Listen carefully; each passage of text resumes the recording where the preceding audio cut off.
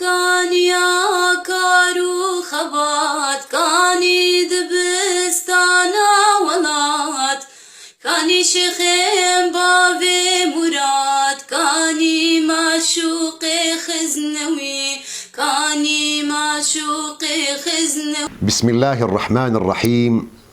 الحمد لله رب العالمين، والصلاة والسلام على سيدنا محمد وعلى آله وصحبه أجمعين. السيدات والسادة الكرام، السلام عليكم ورحمة الله وبركاته، ومرحبا بكم في لقاء جديد، حيث مستمرين في الاستفادة من جواهر كلام الإمام جعفر الصادق رحمه الله، عندما قال في مقولته الشهيرة: عجبت لمن فزع من ثلاث كيف لا يفزع إلى ثلاث، عجبت لمن خاف كيف لا يفزع إلى قول الله عز وجل: حسبنا الله ونعم الوكيل، فإني سمعت الله يقول بعقبها: فانقلبوا بنعمة من الله وفضل لم يمسسهم سوء. وعجبت لمن اغتم كيف لا يفزع إلى قول الله عز وجل: لا إله إلا أنت سبحانك إني كنت من الظالمين، فإني سمعت الله يقول بعقبها: فاستجبنا له ونجيناه من الغم.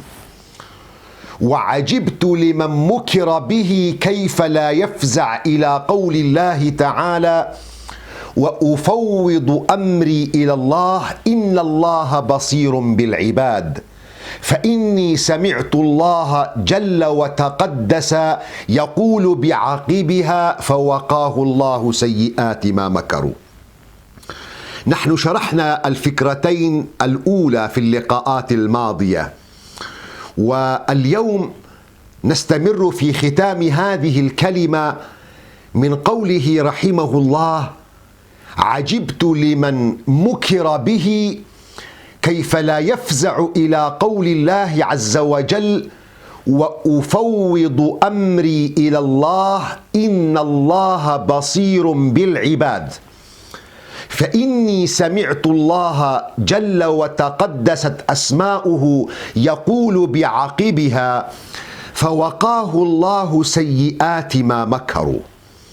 عجبت لمن مكر به. المكر هو الخدعة والحيلة والدهاء، والذي يغتم ويقلق الإنسان منه هو ذاك المكر والتخطيط الذي يقصد به إيصال المكروه إلى الإنسان من حيث لا يشعر، وهي تلك الحيل الخفية التي يديرها البعض ضد الآخر لصرفهم عما يقصدون بحيلة.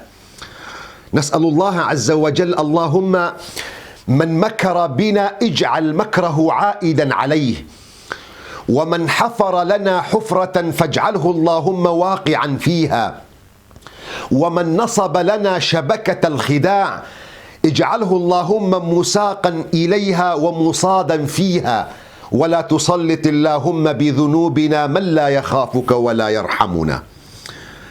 أحبتي الكرام، نحن في هذه الدنيا نتنافس على مصالحنا، وطبيعي أن يحصل المكر بين الناس، تارة بدافع الحسد، وتارة بدافع البغضاء والضغينة، وأخرى عائدة إلى خبث طباع الماكر يهوي الآذية. هي عنده هواية. أنت في عملك لديك أصدقاء وأقران تتنافس معهم في صنع ذاتك وفي إثبات مقدرتك، فيحسدونك، وهذا الحسد قد يركب البعض فيسوقه إلى المكر بك وتتبع هفواتك للإيقاع بك. اطمئن، فإن الله مطلع يسمع ويرى. أنت تحتاج إلى ثقة تامة بالله عز وجل، وتحتاج إلى تفويض كامل لله عز وجل. وهذا ما يقصده الإمام جعفر رحمه الله، ويشير إليه كيف لمن يفزع ويخاف من هذا التخطيط وتدبير الماكرين كيف لا يفزع إلى تفويض أمره لله عز وجل، ويقوي ثقته بالله عز وجل، وينمي الإيمان في قلبه، ويتوكل على الله بكل كيانه، ويشهد لسانه على ذلك بقوله: وأفوض أمري إلى الله إن الله بصير بالعباد. فإني سمعت الله يقول بعقبها، أي بعقب هذا القول، وهذا القول صدر من مؤمن آل فرعون الذي كان ناصحا لقومه داعيا لهم بالهدى. قال الله عنه: وقال الذي آمن يا قوم اتبعوني أهدكم سبيل الرشاد، وهو يعظ قومه وينصحهم في اتباع الطريق السوي. وفرعون يخطط للإيقاع به والمكر به. فستذكرون ما أقول لكم وأفوض أمري إلى الله إن الله بصير بالعباد. فالله سبحانه وتعالى عندما كان هذا الإيمان الصادق في قلبه نجاه.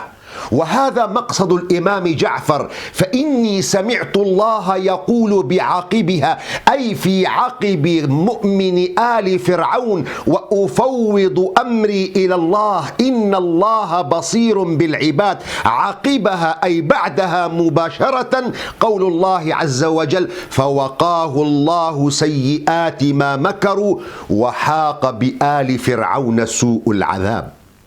هذه سنة أيها السادة، سنة وضعها الله عز وجل، ولن تجد لسنة الله تبديلا، ولن تجد لسنة الله تحويلا. اطمئن، فإن الله عالم بمكر الماكرين، ولن يضرك مكرهم، بل سيعود المكر على الماكرين. اسمع إلى أعظم طمأنينة وسكينة من قبل الله عز وجل. يقول المولى عز وجل: ولا يحيق المكر السيء إلا بأهله. ما من آية قررت أن مكر الماكر راجع على أهله أعظم من هذه الآية. فقد شحنها الله بمؤثرات لفظية من شأنها أن تورث المؤمن قناعة كاملة لا يخالطها شك أن من مكر بالناس يرجع مكره عليه. استعمل الله في هذه الآية أسلوبا بلاغيا هو الإثبات بعد النفي. وهذا الأسلوب في اللغة العربية الغاية منه هو الحصر والقصر، كما في قول الله عز وجل: وما خلقت الجن والإنس إلا ليعبدون. وما خلقت الجن والإنس هذا نفي، إلا ليعبدون هذا إثبات. والعلماء يقررون، علماء اللغة، أن هذا الأسلوب يفيد قوة في الدلالة أكثر من غيرها. تأمل ما لو قلت لك: دخل محمد المسجد، تفيد دخول محمد المسجد، لكنها لا تنفي دخول غيره. ثم تأمل ما لو قلت لك: ما دخل المسجد إلا محمد. لا شك أن العبارة الثانية أقوى في دلالتها من العبارة الأولى، لأنها أفادت الحصر والقصر، نفت أي دخول للمسجد وأثبتت الدخول فقط لمحمد حصرا. ولذلك كان استعمالها في أعظم ركن من أركان الإسلام، وهي الشهادة. أشهد أن لا إله، هذا نفي، إلا الله إثبات وحصر الأمر على الله وحده، ونفي الألوهية عما سواه. ولا يحيق المكر السيء نفي، إلا بأهله إثبات بعد نفي. وكأن الله يقول لنا: كونوا على ثقة تامة واطمئنوا إلى أن المكر السيء مرجوعه إلى الماكر، ولا يمكن أن يصيب الممكور بهم شيئا إلا إذا كان ذلك مقدرا له من قبل الله عز وجل. الثعلبي أحد المفسرين في تفسيره الكشف والبيان يروي أن كعبا، وهو كعب الأحبار من التابعين، كان يهوديا من علماء اليهود، أسلم في خلافة سيدنا أبي بكر الصديق، وقيل في خلافة سيدنا عمر. الثعلبي يروي أن كعبا قال لابن عباس، وهو من علماء أهل اليهود: قرأت في التوراة من حفر حفرة وقع فيها. فقال له عبد الله بن عباس: أنا أوجد لك ذلك في القرآن. ثم قرأ قول الله عز وجل: ولا يحيق المكر السيء إلا بأهله. والسابقون حدثونا عن أمثال كثيرة لتأكيد هذه المعنى وهذه السنة من قبل الله عز وجل في الأرض. الحافظ السخاوي في كتاب له اسمه المقاصد الحسنة في بيان كثير من الأحاديث المشتهرة على الألسنة ينقل بعض الأمثلة عن المكر فيقول: من حفر لأخيه قليبا أوقعه الله فيه قريبا. ويقول أيضا: من حفر جبا أوقعه الله فيه منكبا. هذه سنة في هذا الكون. ربنا عز وجل برحمته وعدالته أخذ على نفسه بأنه لا يحيق المكر السيء إلا بأهله، وهذا من أثر اسمي الله العدل والحكيم. فالله محيط بكل شيء بكل دقيقة لا تخفى عليه خافية.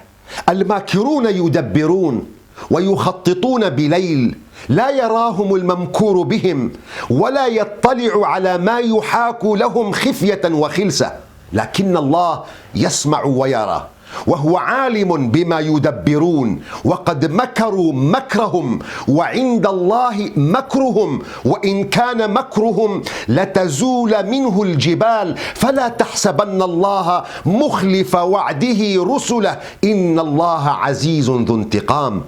وذلك لأن الله عادل، ومقتضى عدل الله سبحانه وتعالى ألا يظلم في مملكته مظلوم إلا اقتص الله له.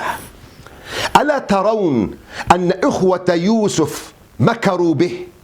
ألم يخططوا ويدبروا خفية ليكون يوسف عبدا ذليلا ويبعدوه عن أبيه فصار ملكا عزيزا؟ خططوا هم بعناية ليحظوا بمكانة يوسف في قلب أبيهم يعقوب عليه السلام، لكن الأمر كان على خلاف ما دبروا، فقد كان فقدان يوسف سببا في ازدياد تعلق قلب الأب يعقوب عليه السلام، وكانت النتيجة أن وقفوا بذل بين يدي يوسف، وبعدها أذلاء بين يدي أبيهم يعقوب عليه السلام. قالوا: يا أبانا استغفر لنا ذنوبنا إنا كنا خاطئين، لأن الله عليم وعادل.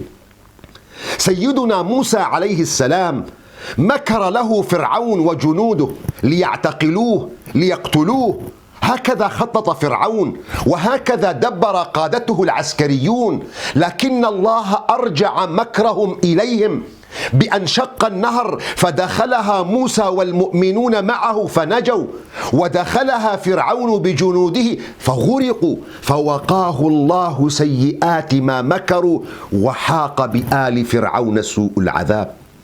ثمود قوم نبي الله صالح بعد صدهم لنبي الله تآمروا وخططوا ودبروا ومكروا ليقتلوا نبي الله صالح وأهله، فماذا كانت النتيجة؟ هلاك القوم ونجاة النبي. اسمع إلى قول الله عز وجل: ومكروا مكرا ومكرنا مكرا وهم لا يشعرون، فانظر كيف كان عاقبة مكرهم أنا دمرناهم وقومهم أجمعين.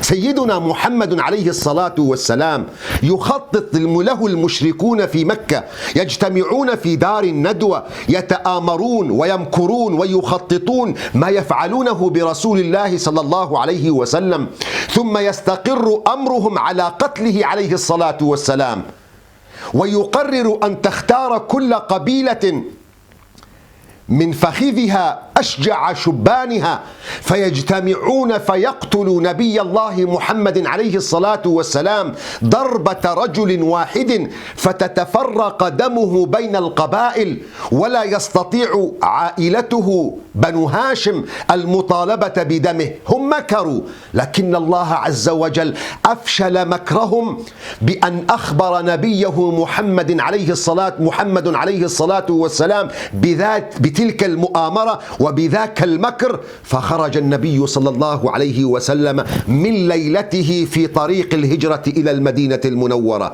وإذ يمكر بك الذين كفروا ليثبتوك أو يقتلوك أو يخرجوك ويمكرون ويمكر الله والله خير الماكرين.